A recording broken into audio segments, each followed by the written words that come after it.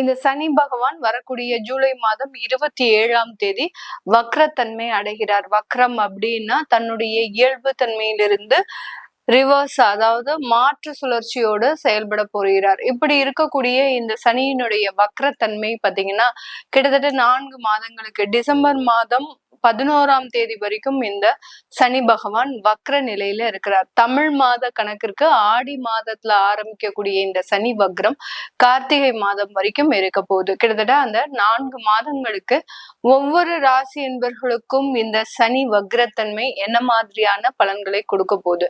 சனி அப்படின்னு சொன்னாலே நீதிகாரகன், கர்மகாரகன், தொழில் ஸ்தானத்திற்கு உண்டானவர்.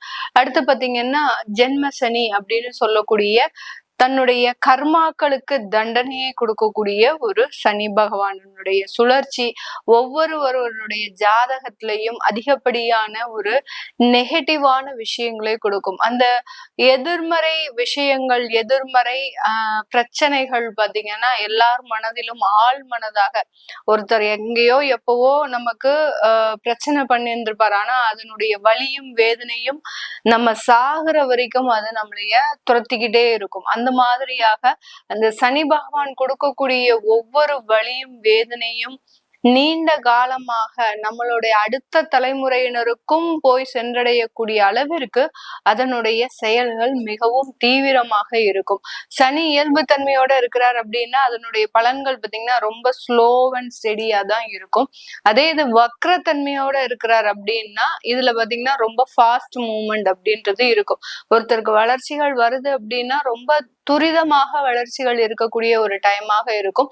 அதே நேரத்துல பிரச்சனைகளும் பாத்தீங்கன்னா ரொம்ப ஃபாஸ்டா ஒரு ஃபிராக்ஷன் ஆஃப் செகண்ட்ல நமக்கு அந்த பிரச்சனை எங்க இருந்து வந்தது, யாருனால வந்தது அப்படின்ற கண்டுபிடிக்க முடியாத அளவிற்கு அந்த பிரச்சனைகள் வந்து மறையக்கூடிய ஒரு தன்மையாக தான் இருக்கும். இந்த மாதிரியாக இந்த பாவ கிரகம் அப்படின்னு சொல்லக்கூடிய அந்த சனியினுடைய வக்கரத்தன்மை இது ஒவ்வொரு ராசி என்பவர்களுக்கும் என்னென்ன செயல்பாடுகள்ல மாற்றங்கள்ல கொடுக்க போகுது, அடுத்து இந்த டயத்துல நீங்க என்னென்ன பண்ணணும், ஆன்மீக ரீதியாக என்னென்னலாம் பண்ணலாம் அப்படின்றத நம்ம இந்த பதிவுல தெளிவா பார்க்க போறோம். இந்த சேனலை முதன்முறையா பாக்குறீங்க அப்படின்னா சப்ஸ்கிரைப் பண்ணிக்கோங்க, பெல் பட்டன்ல ஆல் ஆப்ஷன் சூஸ் பண்ணிக்கோங்க.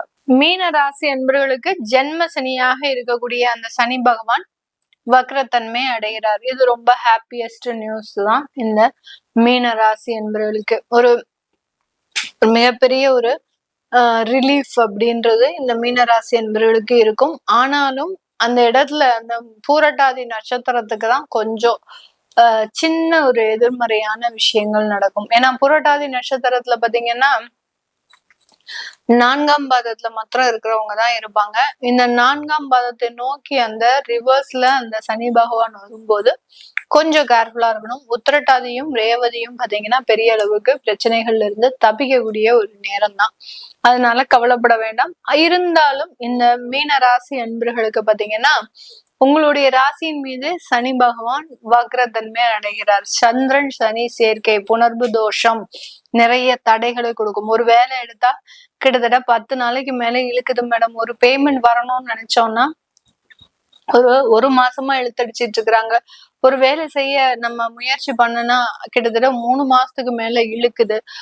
எனக்கு ஒரு ஆபீஸ்ல ஒரு ப்ரமோஷன் கிடைக்கும், அந்த இடத்தையும் எதிர்பார்த்தா அதுவும் கிடைக்க மாட்டேங்குது. எப்படி எல்லா இடத்துலயும் சில தடைகள் அப்படின்றது இந்த சந்திரன் சனி சேர்க்கை அப்படின்றது கண்டிப்பாக கொடுக்கும். இந்த புணர்வு தோஷம் மேக்சிமம் எந்த இடத்துல வேலை செய்யும் அப்படின்னா ஒரு திருமண வைபவங்கள் வருது அப்படின்னா அந்த இடத்துல மேக்சிமம் வேலை செய்யும். ஒரு திருமணம் நடக்கக்கூடிய இடத்துல அங்கதான் அப்பதான் யாராவது ஒரு முதியோர்கள் இருந்தாங்க அப்படின்னா அவர்களுக்கு தேவையில்லாத உடல் தொந்தரவுகளை கொடுக்கும். அடுத்து பாத்தீங்கன்னா திருமணம் நிச்சயமாகி நிக்கக்கூடிய ஒரு சூழ்நிலைகளை கொடுக்கும். அடுத்து திருமணத்துக்கு எல்லாத்துக்கும் ஒத்துக்கிட்டு கடைசி நேரத்துல வேண்டாம் அப்படின்னு சொல்லக்கூடிய சில விஷயங்கள் நடக்கும். இதெல்லாமே இந்த புணர்வு தோஷம் சந்திரன் சனி இருக்கக்கூடிய காலகட்டம் அப்படின்றது கண்டிப்பாக கொடுக்கக்கூடிய ஒரு அமைப்பு இந்த ஜோதிட ரீதியாக இருக்கு. அப்போ இது எல்லாத்தையும் நம்ம நிவர்த்தி செய்யறதுக்கு நம்ம என்ன செஞ்சா நம்மளுக்கு சரியாகும் அப்படின்னு கேட்டோம்னா எப்போதுமே பாத்தீங்கன்னா விநாயகர் வழிபாடு தான் இதற்கு உகந்த ஒரு தீர்வு. ஒரு ரெமிடி அப்படின்னு கேட்டீங்கன்னா, இந்த புணர்வு தோஷத்துக்கு இந்த விநாயகர் வழிபாடுதான் ஒரு தீர்வே. அந்த விநாயகர் வழிபாடுல இப்போ கால சூழ்நிலைகள் பாத்தீங்கன்னா நிறைய பேர் தெய்வ வழிபாடு பண்ண ஆரம்பிச்சாங்க. நிறைய விரதங்கள் தெரிய ஆரம்பிச்சாச்சு வெளியில. நிறைய ஆன்மீக வழிபாடுகள் தெரிய ஆரம்பிச்சாச்சு. அப்படி இருக்கும்போது சங்கடஹர சதுர்த்தி விரதம் அப்படின்றது மிகப்பெரிய ஒரு மேன்மையை கொடுக்கக்கூடிய ஒரு விரதம். இந்த இதை நீங்க கடைபிடிச்சிட்டீங்க அப்படின்னாலே இந்த புணர்வு தோஷம் அப்படின்றது முழுமையாக நீங்கக்கூடிய ஒரு நேரம். உங்களுடைய ஜாதக ரீதியாகவே சந்திரன் சனி சேர்க்கை இருக்கு அப்படின்னாலே இதை செஞ்சுட்டீங்க அப்படின்னாலே முழுமையான ஒரு நிவர்த்தி அப்படின்றது கண்டிப்பாக கிடைக்கும். இப்போ இந்த மீன ராசி என்பவர்களுக்கு சனி வக்ரத்தன்மை அடையிறதுனால நிறைய வெளிநாட்டு பயணங்கள் இருக்கும். அடுத்து பாத்தீங்கன்னா நிறைய வளர்ச்சிகளை நோக்கி நீங்க பயணிக்கக்கூடிய ஒரு நேரம். வேலை ரீதியான சில விஷயங்கள்ல உங்களுக்கு மாற்றங்கள் அடையக்கூடிய ஒரு நேரம். உங்களுடைய 3ஆம் இடத்தை சனி பார்க்கிறார், உங்களுடைய 7ஆம் இடத்தை பார்க்கிறார், உங்களுடைய 10ஆம் இடத்தை பார்க்கிறார். அதனால வேலை ரீதியான மாற்றங்கள், குடும்பத்தை விட்டு வெளியூருக்கு போறதுக்கு உண்டான ஒரு நேரம். அடுத்து பாத்தீங்கன்னா குடும்பத்துல இருந்து சில விஷயங்களுக்காக அவர்களுக்கு பினான்சியல் ஸ்ட்ரென்த் பண்றதுக்காக நீங்க தனிமையில இருக்கக்கூடிய ஒரு நேரம். இதெல்லாமே இந்த மீனராசி என்பவர்களுக்கு இந்த சனி வக்ரத்தன்மை அப்படின்றது முழுமையாக கொடுக்கக்கூடிய ஒரு நேரமாக இருக்க போகுது. தொழில் ரீதியான வளர்ச்சிகள் அப்படியே 2 மடங்காக பெருக போகுது. ஏன்னா வக்ரத்தன்மையோட சனி 10ஆம் இடத்தை பார்க்கறதுனால இதுவரைக்கும் இருந்த மந்த தன்மைகள், தொழில முடங்கி இருந்த சில தொழில்கள்லாம் நிவர்த்தியாகி நல்ல ஒரு வளர்ச்சிகள் அடையக்கூடிய ஒரு நேரமாக தான் இருக்கும்.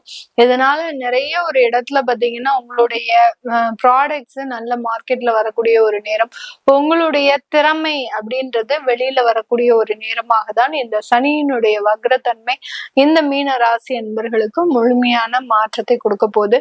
வேலை இல்லாதவர்களுக்கு முழுமையான வேலை வாய்ப்பை கொடுக்க போகுது. ஆனா கொஞ்சம் அலைச்சல்களையும் சேர்த்து கொடுக்கும். வேலை கிடைச்சிருச்சு, ஆனா ரொம்ப தூரம் போக வேண்டியதா இருக்கு, எதுக்குமே கவலைப்படக்கூடாது. வேலை கிடைச்சதே பெரிய விஷயம் இந்த மீனராசி என்பவர்களுக்கு. ஏன்னா ஜென்ம சனி உங்களை உண்டு இல்லாம பண்ணிடும். அதுக்கு ஏதோ ஒரு சின்ன ஒரு அப்பப்போ அந்த சனி பகவான் உங்களுக்கு ரிலாக்ஸ் கொடுத்துட்டு போயிட்டு இருக்காரு. அந்த மாதிரியாக நீங்க பாத்துக்கிட்டீங்க அப்படின்னா நல்லது. அலைச்சல் இருந்தது அப்படின்னா பெரிய அளவுக்கு நோய் தொந்தரவுகள் வராது இந்த மீனராசி என்பவர்களுக்கு. அதனால அதிகப்படியாக அலைச்சல் வச்சுக்கோங்க. அதிகப்படியாக உடல்ல ஒரு எக்ஸசைஸ் அந்த மாதிரியாக, அதாவது யோகா போன்ற சில தியான பயிற்சிகள்லாம் எடுத்துக்கிட்டீங்க அப்படின்னா இந்த மீன ராசி என்பவர்களுக்கு நல்ல வளர்ச்சிகளை கொடுக்கும். குடும்பம் ரீதியாக, கணவன் மனைவி ரீதியாக, குழந்தை ரீதியாக சில விஷயங்கள்லாம் நல்ல பாசிட்டிவா நடக்கும். குழந்தைகள் அவர்களினுடைய எதிர்காலத்தை நோக்கி பயணிக்கக்கூடிய ஒரு நேரம். அவர்களினுடைய திருமண வாழ்க்கையை நீங்க அமைக்கக்கூடிய ஒரு நேரம். இப்படி அந்த குடும்பத்தினுடைய வளர்ச்சி அப்படின்றது படிப்படியாக முன்னேறுவதற்குண்டான ஒரு நேரமாக தான் இந்த மீனராசி என்பவர்களுக்கு இருக்க போகுது. இது எல்லாமே பாத்தீங்கன்னா இந்த மீனராசி என்பவர்களுக்கு ஜென்ம சனி வக்ரத்தன்மை அடையும் போது நீங்க செய்ய வேண்டிய பிராயச்சித்தம் அப்படின்னு கேட்டீங்கன்னா, இந்த காலகட்டம் இந்த மீனராசி என்பர்கள், நிறைய மீனராசி என்பர்கள் எனக்கு போன் பண்றாங்க. என்ன அப்படின்னா, திருநள்ளாறு போறோம் நாங்க, வார வாரம் சனிக்கிழமை அன்னைக்கு சனி பகவானுக்கு எள்ளு தீபம் போடுறோம், இவ்வளவு செஞ்சு எங்களுக்கு ஏன் சனி பகவான் இவ்வளவு பிரச்சனையை கொடுக்குறாரு? பிரச்சனையை கொடுக்குறவரே அவர் தான். அவரை போய் டெய்லி குட் மார்னிங் போட்டீங்கன்னா அவர் உங்களுக்கு பிரச்சனை கொடுக்காம உங்களுக்கு நல்லதா கொடுப்பாரு. அதெல்லாம் செய்யக்கூடாது. ஜென்ம சனி இருக்கிறவங்க அதிகப்படியாக சனீஸ்வர பகவானை பிரார்த்தனை பண்ணவே கூடாது. சனீஸ்வரன் எவ்வளவுக்கு எவ்வளவு நீங்க மறந்து நடக்கிறீங்களோ அவ்வளவுக்கு அவ்வளவு உங்களை அவர் மறந்துடுவார். அந்த அளவுக்கு அவர்கிட்ட ரொம்ப டிஸ்டன்ஸ் மெயின்டைன் பண்ணணும். அவர்கிட்ட போய் க்ளோஸா நின்று நீங்க சில விஷயங்களை செய்யும் போது அவர் உங்களை பார்த்து நீ போன பிறவியில இப்படி பண்ண, உங்களுடைய முன்னோர்கள் இப்படி பண்ணீங்கன்னு உங்களுடைய ஹிஸ்டரியவே ஆராய ஆரம்பிச்சிடுவாரு. சும்மா இல்லாம அவரை போய் நீங்க தூண்டி விட்டீங்க அப்படின்னா நிறைய பிரச்சனைகள் வரும். அதனால ஜென்ம சனி இருக்கிறவங்க சனீஸ்வர பகவானை பார்க்காதீங்க. அதுக்கு பதிலா நீங்க என்ன பண்ணணும் அப்படின்னா ஆஞ்சநேயர் வழிபாடு பண்ணணும். ஆஞ்சநேயருக்கு சனிக்கிழமை எண்ணெய் காப்பு கொடுங்க, நல்லெண்ணெய் வாங்கி கொடுங்க, அவருக்கு வெண்ணெய் சாத்துங்க. இது எல்லாத்தையுமே பிராயச்சித்தமா செய்யுங்க. அடுத்து ஆஞ்சநேயருக்கு வெத்தலை மாலை போடுங்க. இது எல்லாமே செய்யுங்க. செய்யும் போது ஆட்டோமேட்டிக்கா உங்களுக்கு இருக்கக்கூடிய சில பிரச்சனைகள் இந்த மீனராசி என்பர்களுக்கு முடிஞ்சிடும். இந்த மீனராசி என்பர்கள் நிறைய பேர் பாத்தீங்கன்னா நவகிரகத்தை சுத்தும் போது தப்பா சுத்துவாங்க. ஏன்னா இவர்கள் செய்யறதுதான் கரெக்ட் அப்படின்ற மாதிரியாக ஒரு எண்ணம் இருந்துகிட்டே இருக்கும். நான் நிறைய இடத்துல கோவில்கள்ல வாட்ச் பண்ணியிருக்கிறேன். மீனராசி என்பர்கள் எப்படி பண்ணுவாங்க அப்படின்னா, நவகிரகத்தை சுத்தி வந்துட்டு கடைசி சனீஸ்வர பகவானுக்கு ஒரு சல்யூட் அடிச்சுட்டு அவரோட முடிச்சுட்டு போயிடுவாங்க. அப்படி பண்ணக்கூடாது. நவகிரகத்துல சூரியன் இருக்கும். சூரியன் கிழக்கு நோக்கி இருக்கும். அந்த சூரியனுக்கு முன்னாடி சுக்கிரன் இருக்கும். இந்த சூரியன்ல இருந்து ஆரம்பிச்சு நீங்க கிளாக் வைஸ் சுத்தி அடுத்து சூரியனோடயதான் முடிக்கணுமே ஒழிய, நீங்க சூரியனுக்கு வந்து சுத்தி அந்த பக்கம் சனீஸ்வர பகவான் இருப்பாரு, அவரோட முடிக்க கூடாது. அப்படி முடிச்சீங்க அப்படின்னா அதனால பாதிப்புகள் அப்படின்றது நிறைய வரும். மீனராசி என்பர்கள் மிளகு தீபம் ஏத்தக்கூடாது. ஏத்துனீங்க அப்படின்னா உடல் ரீதியான பிரச்சனைகள் அதிகப்படியாக வரும் இந்த காலகட்டத்துல. அதனால மிளகு மிளகு போட்டு விளக்கேத்துறது, இந்த மாதிரி நவகிரகங்களை தவறாக சுத்துறது, இதெல்லாம் செஞ்சீங்க அப்படின்னா மேலும் மேலும் பிரச்சனைகள் தான் அதிகரிக்கும் இந்த மீனராசி என்பவர்களுக்கு. இது எல்லாத்தையுமே அவாய்ட் பண்ணிக்கோங்க. உங்களுடைய ஜாதகத்தை பார்க்கணும் விருப்பப்படுறவங்க கீழே இருக்கிற நம்பருக்கு வாட்ஸ்அப்ல அப்பாயின்மெண்ட் வாங்கிக்கிட்டு நீங்க கன்சல்ட் பண்ணிக்கலாம். உங்களிடமிருந்து விடைபெறுவது உங்கள் ஆஸ்ட்ரோ பூர்ணா. நன்றி, வணக்கம்.